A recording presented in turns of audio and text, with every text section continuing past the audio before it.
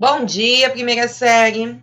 Iniciando a gravação da nossa aula de hoje, dia 18/9, aula de língua portuguesa, atividade sobre substantivos. Então, nós faremos a correção das atividades que vocês já realizaram, que se encontram na apostila 3, páginas 59 a 63.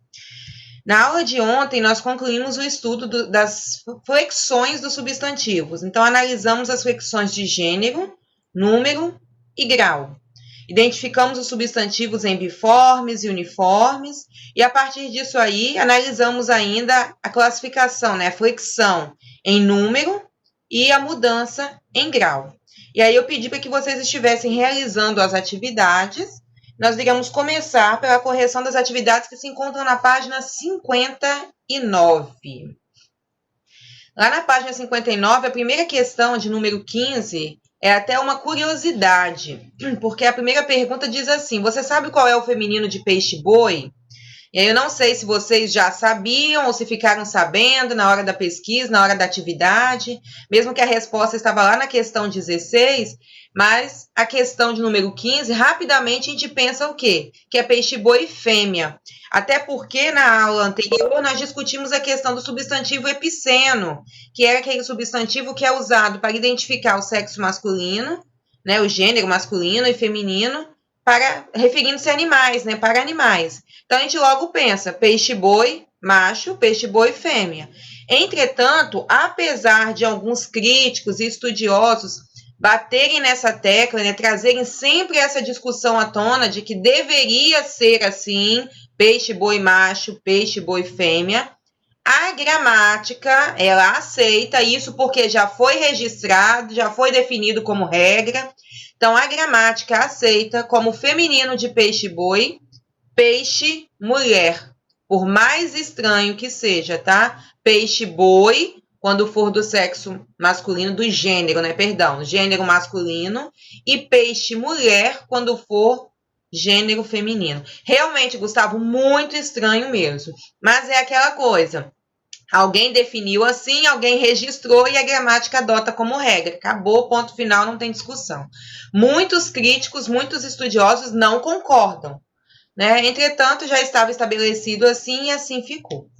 Então, o feminino de peixe-boi é peixe-mulher. Confesso para vocês que quando eu li isso aqui também, eu achei muito estranho. Fiquei um tempão pesquisando sobre isso. Mas, enfim. Peixe-vaca, né? Mas, João, se você parar para prestar atenção, o raciocínio é mais lógico do que peixe-mulher. Porque a ideia de mulher seria para pessoas. Então, você pensa primeiro, é peixe-boi macho, peixe-boi fêmea. Se não é peixe-boi, você até aceita peixe-vaca. Vamos dizer assim, ainda é mais aceitável. É uma lógica ainda melhor do que peixe-mulher. Porque não é peixe-homem para ser peixe-mulher. É peixe-boi, né? Mas, enfim. Vamos lá, então, para a questão de número 16. Leia a manchete e a chamada da notícia e responda as questões. Peixe-boi, bebê peixe-boi nada ao lado de sua mãe. Treinadores tiveram que cuidar do filhote por um mês até que a peixe-mulher aceitasse amamentá-lo. Aí a gente já tinha a resposta para a questão 15, né? Como são classificados os substantivos peixe-boi e peixe-mulher em relação ao gênero? A gente vai classificar aí como substantivos biformes. Ou seja, nós temos duas formas, né? Uma para o sexo, para o gênero, desculpa, tem que lembrar o tempo todo que é gênero. Uma para o gênero masculino, outra para o gênero feminino. Então, são substantivos biformes. Quanto ao gênero, como pode ser classificada a palavra bebê? Por quê? Bebê é um substantivo sobrecomum. Porque você diz o bebê. Apesar de nós ouvirmos, apesar da linguagem coloquial aceitar, né? A bebê não existe, tá, pessoal? É o bebê. Então, você precisa ir pelo contexto. Por isso que é um substantivo sobrecomum. É o bebê. E aí você diz o bebê Antônio, o bebê Fernanda. Não importa. Você vai usar o bebê, sempre o mesmo substantivo com o mesmo artigo. Ok? Aí, creio que aqui também algumas pessoas talvez tenham errado, porque a gente ouve, né? Ah, nasceu a bebê de fulano, essa é a minha bebê. Mas não existe o feminino aí. E a palavra filhote? A palavra filhote, ela é também um substantivo sobrecomum. Só que aí tem uma, vamos dizer assim, uma exceção que a gente precisa estar atentos. Porque eu uso a ideia do substantivo sobrecomum para o filhote, né? O filhote de boi, tanto faz que seja macho, ou o filhote de boi, se for fêmea, não importa. Quando eu estou me referindo a animais, a palavra filhote ela se torna um substantivo sobrecomum. Então, você usa da mesma forma, igual nós usamos para o bebê. Entretanto, quando nós estamos falando de pessoas, e esse filhote se refere a crianças, aí nós temos o substantivo biforme. E aí é mais estranho ainda, porque você pode dizer o filhote, né? No caso, eu que tenho um filho, então eu digo, esse é o meu filhote. Para quem tem uma filha, diz, essa é a minha filhota. Soa mais estranho ainda, né? Mas a palavra filhote, ela é sobrecomum quando está se referindo a animais. E ela é biforme quando está se referindo a pessoas. Sabiam dessa ou é curiosidade também? Ok? Estão me acompanhando aí, gente? Ok. Essa também é nova, né, João? Porque você pensa assim, que deveria ser a mesma regra, né, independente de ser pessoas ou animais. Mas para animais ela é sobrecomum e quando se refere a pessoas é substantivo biforme. Certinho, então? Repetir para alguém, está tudo ok. Letra D. Como os substantivos mãe e treinadores são classificados quanto ao gênero? Quanto ao gênero, nós dizemos que eles são o quê? Biformes. Porque nós temos duas formas diferentes. Eu tenho mãe para identificar o feminino e eu tenho pai para identificar o masculino. Eu tenho treinador para identificar o masculino e eu tenho treinadora para identificar o feminino. Então, são classificados quanto ao gênero como biformes, pois possuem uma forma no masculino e uma forma no feminino. Ok? Dando continuidade aí. A questão de número 17, eu fiz questão de deixar o gabarito aqui para a gente poder estar discutindo. Porque com relação ao plural, algumas palavras possuem mais de um plural possível, mais de um plural aceito. Então, eu tenho, por exemplo, a palavra anão. O plural de anão pode ser anões ou anãos. Todas as duas são aceitas pela gramática. Todas as duas palavras, as duas possibilidades são aceitas. Então, é interessante que vocês estejam anotando as duas aí, né? Porque, basicamente, eu creio que vocês devem pensar logo em anões, né? Anão, anões, essa é a correta. Mas anãos também é aceito pela gramática. Ancião. Ancião permite 3 plurais. Anciões, anciães e anciãos. Então, 3 plurais são possíveis. Ões, ães e ãos. E vilão também permite 2 plurais diferentes. Vilões e vilãos. Eu creio que a gente costuma guardar apenas uma forma. E aí o que pode acontecer é quando você ver, por exemplo, a palavra anciãos, achar que está errado. Então, eu creio que a gente costuma... Ok, João. Eu creio que a gente costuma guardar sempre assim, né? Um anão, 2 anões. Um ancião, 2 anciões. Um vilão, 2 vilões. Eu, pelo menos, faço esse raciocínio rápido assim, ões. Então, você não imagina que há possibilidade, né, de outros plurais, que há possibilidade de outras escritas ainda fazendo o plural da palavra. Então, é interessante vocês estarem anotando essas outras aí. Ok, pessoal, até aqui? Penso que o que veio de curiosidade para a gente foi a questão do peixe-boi mulher, né? Peixe-boi feminino, que seria o peixe-mulher. O bebê é algo que precisa ficar atentos, porque não existe a bebê, apesar de nós ouvirmos a expressão, né, a bebê, mas não existe. E filhote, que possui aí diferença quando se refere a animais e quando se refere a pessoas, porque possui duas possíveis classificações aí de substantivos. Até aqui tranquilo, né? Página 60. Na página 60, a gente começa a trabalhar com o número do substantivo. Já até corrigi, né? E aí, logo depois, nós temos o grau do substantivo. E aí, para a gente rir um pouquinho, nós temos um texto aí do grande Luiz Fernando Veríssimo. Então, vamos lá. Minutas, tenho certeza que todo mundo conhece Veríssimo, né? Um encanto de escritor, textos maravilhosos.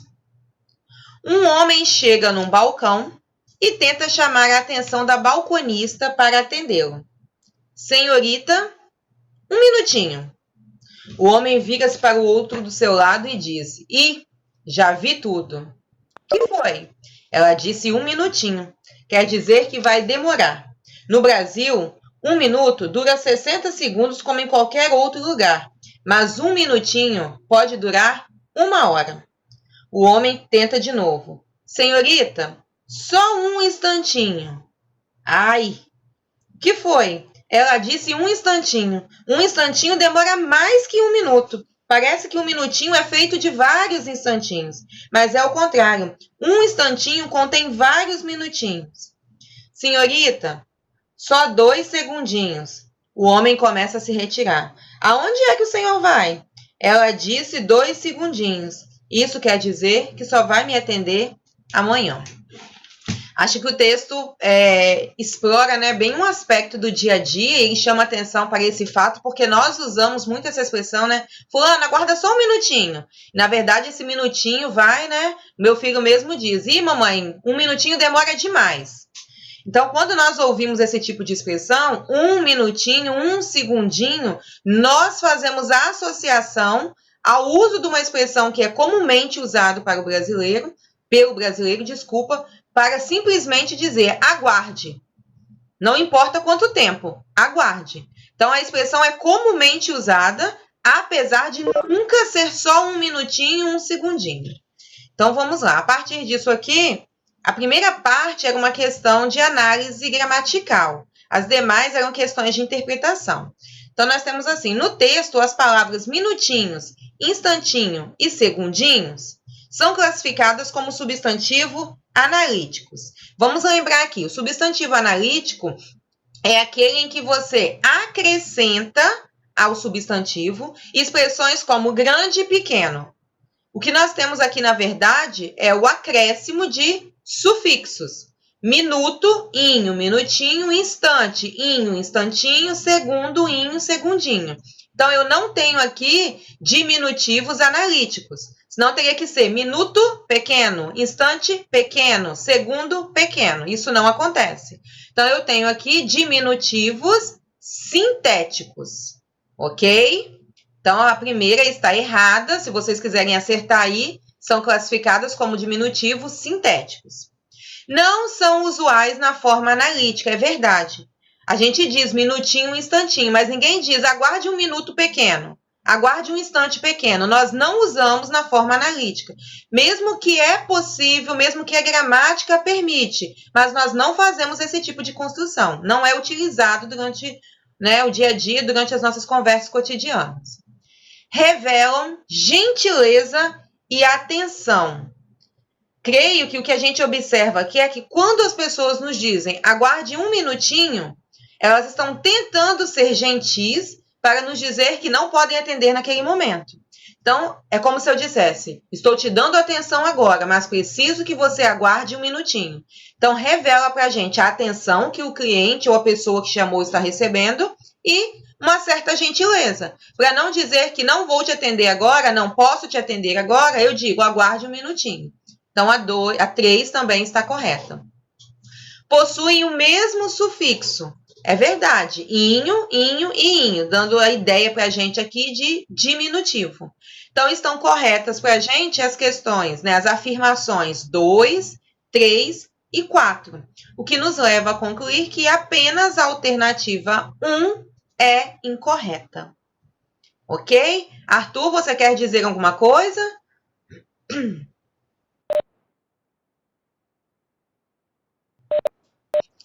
Arthur, você começou a digitar alguma coisa lá no chat? Você quer perguntar ou dizer alguma coisa? Posso continuar? Ah, tá. Desculpa. Você colocou só um E, achei que você ia digitar alguma coisa. Ok. Questão 19. Na questão 19, nós temos 3 perguntinhas. Eu gostaria que vocês estivessem participando, porque são questões de interpretação de texto. Na primeira, nós temos assim: em que o narrador se baseia para chegar às conclusões sobre o tempo de duração de 1 minutinho, 1 instantinho e 1 segundinho? Quem poderia responder para a gente? Pode abrir o microfone e ficar à vontade.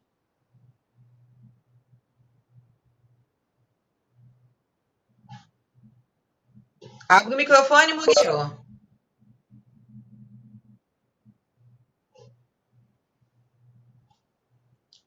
Murilo respondeu ali no chat que ele se baseia na experiência própria. Então, ele se baseia em fatos acontecidos com ele, na experiência própria, no dia a dia, ele já se deparou outras vezes com a mesma situação e ele sabe que 1 minutinho e 1 segundinho não dura só isso. Então, ele se baseou na experiência pessoal. Ok. Que crítica é feita no texto de forma indireta? Apesar da gente rir e concordar, mas há uma crítica feita aí. O que vocês identificaram? Qual é a crítica, na verdade, que o Luiz Fernando Veríssimo chama a atenção, que ele coloca em discussão aí? O que está sendo criticado é exatamente a falta de objetividade dos brasileiros. Por quê? Quando eu digo assim, a falta de objetividade, quando ele diz que alguém responde 1 minutinho, por mais que ele saiba que a pessoa lhe respondeu, lhe deu atenção, ele sabe que a pessoa não está sendo sincera.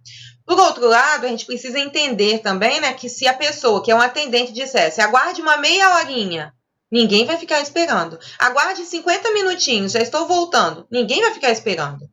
Então, em alguns momentos, falta objetividade, até mesmo como uma forma de gentileza. Se a pessoa está ocupada atendendo outros clientes, ela não tem condição de atender agora, ela não vai dizer, aguarde meia hora. Aguarde só um momentinho, já vou te atender. Então, nós temos aqui uma crítica feita à falta de objetividade dos brasileiros durante a comunicação.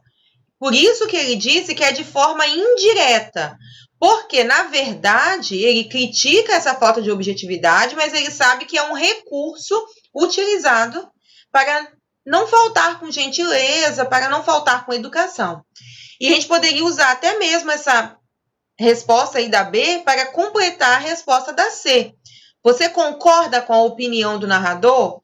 E aí é uma pergunta bem pessoal, né? Quando ele diz que no Brasil as pessoas não são objetivas, na linguagem do brasileiro não há objetividade, porque muitas vezes eles não são sinceros com aquilo que colocam.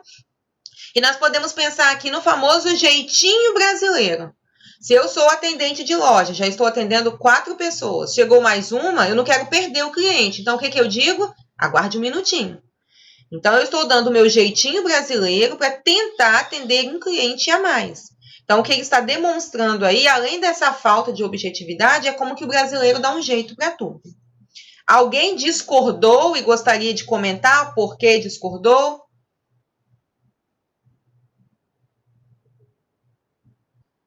Dando continuidade aí, então, a próxima que eu pedi para que vocês estivessem fazendo é a questão de número 3, que se encontra lá na página 63.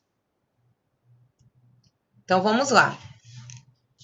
É uma questão da Unicamp, que diz assim, ó, há notícias que são de interesse público e há notícias que são de interesse do público. Se a celebridade X está saindo com o ator Y, isso não tem nenhum interesse público. Mas dependendo de quem sejam X e Y, é de enorme interesse do público, ou de um certo público, numeroso pelo menos. As decisões do Banco Central para conter a inflação têm óbvio interesse público, mas quase não despertam interesse, a não ser dos entediados. entendidos, perdão, a não ser dos entendidos. O jornalismo transita entre essas duas exigências, desafiado a atender às demandas de uma sociedade ao mesmo tempo massificada e segmentada, de um leitor que gravita cada vez mais apenas em torno de seus interesses particulares. Aí, logo no começo do texto, o que já chama a atenção da gente é a formação, né, da estrutura aqui, sintática, interesse público e interesse do público. E mais adiante ele continua colocando, né? Nós temos então interesse público, interesse do público, interesse público e novamente interesse do público. E aí nós trabalhamos com a ideia aí de que interesse é para a gente um substantivo abstrato, público seria uma classificação para esse substantivo. Então, é um adjetivo. Quando eu tenho interesse do público, é como se eu dissesse assim que eu tenho interesse de um público específico. Então, eu tenho interesse, novamente, como substantivo, e do público, novamente, uma locução adjetiva, né? Como se fosse interesse do público, substituísse interesse público. Entretanto, há uma diferença de sentido entre só usar o adjetivo e usar uma locução adjetiva. Arthur colocou aqui que inicialmente ela aparece como adjetivo, logo como substantivo. Ok. Beleza. Aí deixa eu ir para a explicação, depois eu volto no comentário de vocês aqui. Partindo disso aí, nós temos as seguintes perguntas. A palavra público é empregada no texto ora como substantivo, ora como adjetivo. Exemplifique cada um desses empregos como passagens do próprio texto e apresente o critério que você utilizou para fazer a distinção. Os meninos já até colocaram ali, né? Mas nós temos interesse do público, em que público aparece aí como substantivo. E o interesse público, em que público aparece como adjetivo. E aí vou retomar o texto aqui em cima para a gente observar que quando a gente tem a expressão são de interesse público, nesse primeiro caso aqui eu tenho interesse substantivo, público, adjetivo. Quando eu tenho na segunda linha interesse do público, você logo pensa na locução adjetiva, porque interesse do público se torna para a gente uma espécie aí de adjetivação, vamos dizer assim. É o interesse de alguém específico, não é um interesse qualquer, mas é o interesse do público. Então, dá para a gente uma ideia aí de adjetivação. É como se fosse uma locução adjetiva. E aí, nesse caso aqui, você tem o que os meninos colocaram, interesse substantivo do preposição, que é a preposição de mais o, e público novamente funcionando como substantivo. Porque a locução adjetiva ela é formada dessa maneira. Uma preposição mais um substantivo. Então, nós temos aqui no primeiro, em interesse público, público como adjetivo e do público, público como substantivo. E aí nós podemos usar o critério que os meninos adotaram ali, né? É exatamente o fato de que no primeiro você tem apenas o adjetivo qualificando e no segundo você tem uma formação, né, com o uso de adjetivo, mas por meio de uma locução adjetiva. E aí na letra B ele pede a diferença de sentido. Vamos lá. Arthur respondeu o seguinte: pode-se interpretar interesse público como algo que diz respeito e afeta a todo o público. Ok. Já interesse do público são assuntos que despertam interesse no público, nem sempre sendo importantes. E aí eu chamo a atenção que você poderia completar na segunda, Arthur, que despertam interesses em um público específico.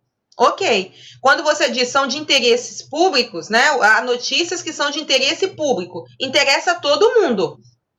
Quando você diz que as notícias são de interesse do público, interessa apenas algumas pessoas. Ou seja, nós temos um público seleto, nós temos um público específico aqui. Ok, pessoal, até aqui? Dúvidas, perguntas?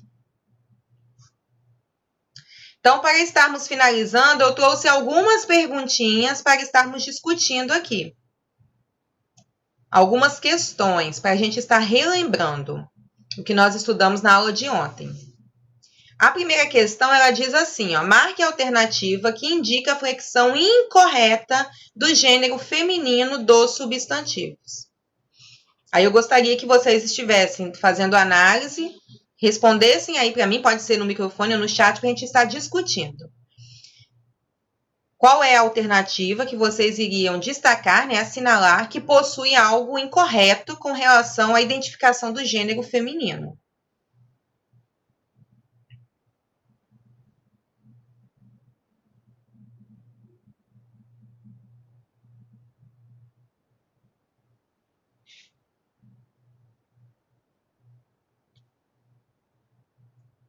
O que vocês iriam destacar?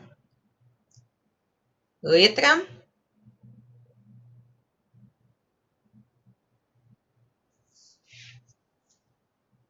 Estão pensando, gente? Estão aí? Estão pensando? Letra E? Não, Murilo. Não, João Pedro.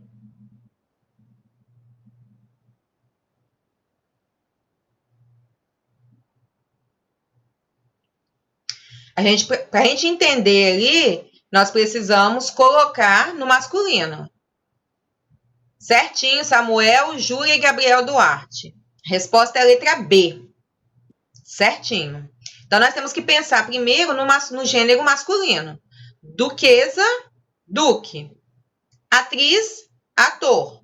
Maestrina, maestro. Observem que são todos substantivos biformes. Consulina, de cônsul, não é. Cônsul é consuleza. Imperadora, é imperador e imperatriz.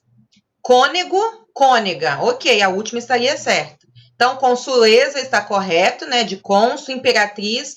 Profetisa, de profeta, né? O profeta, a profetisa. O herói, a heroína. O poeta, a poetisa. O embaixador, a embaixadora. O frade, a madre. O cavaleiro, a amazona, né? Cavaleiro anda a cavalo, cavaleiro, pessoa cortês. O cavaleiro, a amazona. E aí, o ré, a ré, seria só uma mudança de artigo. Mas nós temos aqui, em sua maioria, tirando o ré lá no final, substantivos biformes. Portanto, nós temos na letra B, consulina, que é errado, e imperadora, que também encontra-se errado. Consuleza e imperatriz. Ok? Próxima questão. Assinale a alternativa em que todos os substantivos são do gênero masculino. Aí nós precisamos colocar o artigozinho na frente, né, para poder compreender aí o gênero. Quais são do gênero masculino?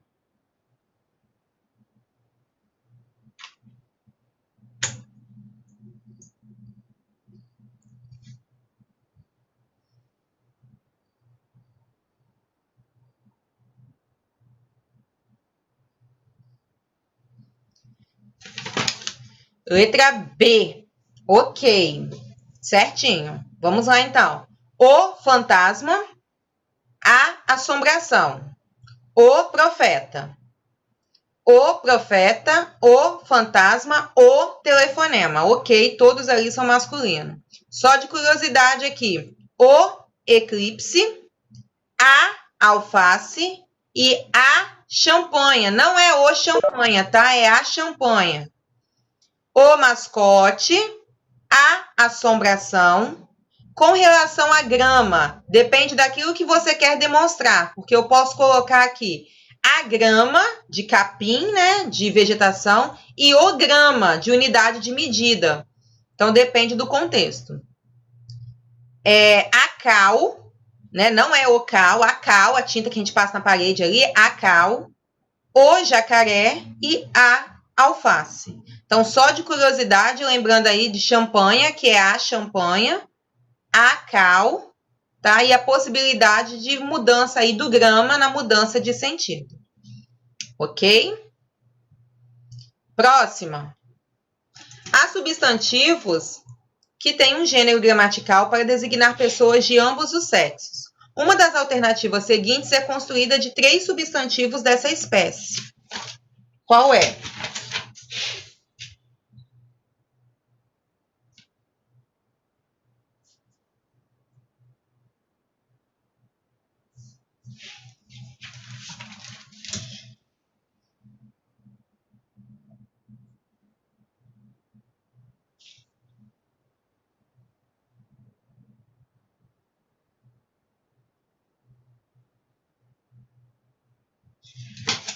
Letra A? Não. Não é a letra A. Letra D. Muito bem, Arthur. Letra D. Porque nós temos o selvagem para se referir a gênero masculino e eu tenho a selvagem para se referir ao gênero feminino. Mas na letra C, assim como eu tenho na B o agente, a agente. Então, eu tenho o agente de trânsito, a agente de trânsito. Na letra C, eu tenho a vítima, para se referir a sexo masculino e feminino. Eu tenho a jovem, pode se referir a sexo masculino e feminino. E eu tenho o parente. Então, a resposta... desculpa, e eu tenho o parente e a parente, que é correta. Na letra D, que eu não tenho uma mudança, eu tenho a criança para se referir a masculino e feminino, a vítima masculino e feminino e o cônjuge, que foi o exemplo que nós vimos ontem. Lembrar aqui que pode soar estranho, mas existe o parente, a parente, tá bom? A testemunha, mas eu tenho o patrão, a patroa, o mestre e a mestra. Então, existe aí. Pessoal, até aqui alguma pergunta? Alguma dúvida? Tudo ok? Então, olha só. Outra coisa que eu quero chamar a atenção de vocês. Quando a gente fala de substantivo, com o uso do artigo ali, essa mudança de gênero, a gente precisa também ficar atentos, porque quando você coloca um artigo diferente, mudando artigo ou artigo a, acontece também a mudança de sentido da palavra no contexto. Então, quando a gente usa expressões como, por exemplo, o grama e a grama. Vocês estão conseguindo ver aí? Eu estou digitando ali as opções, vocês estão conseguindo acompanhar comigo? Está compartilhando? Ok. Então, vamos pensar aqui. Eu tenho grama, que é um substantivo. E aí, a gente até comentou anteriormente, a gente vai pelo contexto. Eu tenho o grama para se referir à unidade de medida. E eu tenho a grama quando eu quero me referir à vegetação. Então, se eu ouvisse apenas a palavra grama, eu não conseguiria entender se eu não tivesse um contexto. Então, observem que o artigo colocado aí designa para a gente que a palavra, apesar de ser escrita da mesma forma, o uso do artigo delimita se é masculino ou feminino, se o substantivo é masculino ou feminino. Outras palavras que apresentam aí, por exemplo, uma mudança de significado. Quando eu digo o rádio e quando eu digo a rádio. Tem uma mudança de sentido. Meu áudio está ligado. E o que está acontecendo, Arthur? Estão me ouvindo bem, não, pessoal? Oi?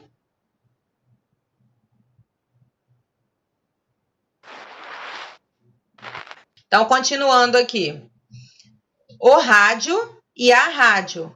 Quando eu digo o rádio, eu estou me referindo ao aparelho, né? O rádio do carro, o rádio da minha casa, o rádio que está na sala. Quando eu digo a rádio, eu estou me referindo à estação de rádio.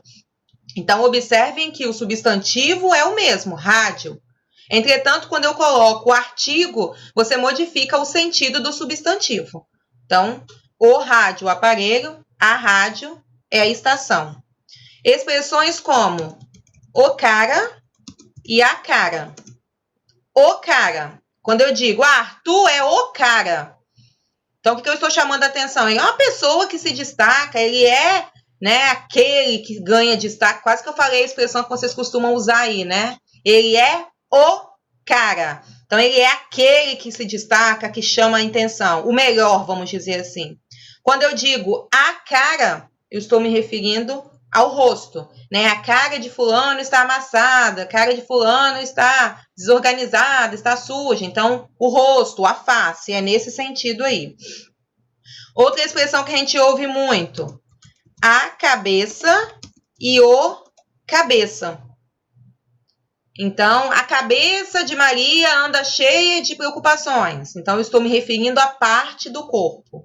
Quando eu digo Arthur é o cabeça da sala, ou seja, ele é o líder, aquele que no momento, quando precisa, ou aquele que controla a situação, que comanda a situação. Então, eu gostaria que vocês estivessem copiando esses 4 pares de palavras aí, para deixar no material de vocês, de estudo aí, e estarmos lembrando disso aí. O substantivo, ele ainda pode sofrer alteração de sentido. Observem que não é uma questão de flexão, nem de gênero, nem de número, nem de grau. É apenas uma mudança no sentido, uma questão semântica, quando nós fazemos o uso diferente do artigo. E aí nós já estamos, de uma forma ou de outra, inserindo, né, relembrando o próximo conteúdo, que é o artigo. Porque o artigo ele funciona como determinante do substantivo. É o artigo quem determina se o substantivo, naquele momento, está sendo usado como uma palavra masculina ou como uma palavra feminina. Então, guardem, o artigo ele é um determinante do substantivo. Por isso que a gente diz que toda palavra, quando o artigo é colocado na frente dela, ela se torna um substantivo. Porque o artigo é ele quem determina, quem direciona, é ele quem nos mostra em um contexto se o substantivo tem valor de palavra masculina ou tem valor de palavra feminina. Ok, pessoal, alguma pergunta até aqui? Alguma dúvida? Algum questionamento? Ok? Então, aguardem um momentinho, estou encerrando.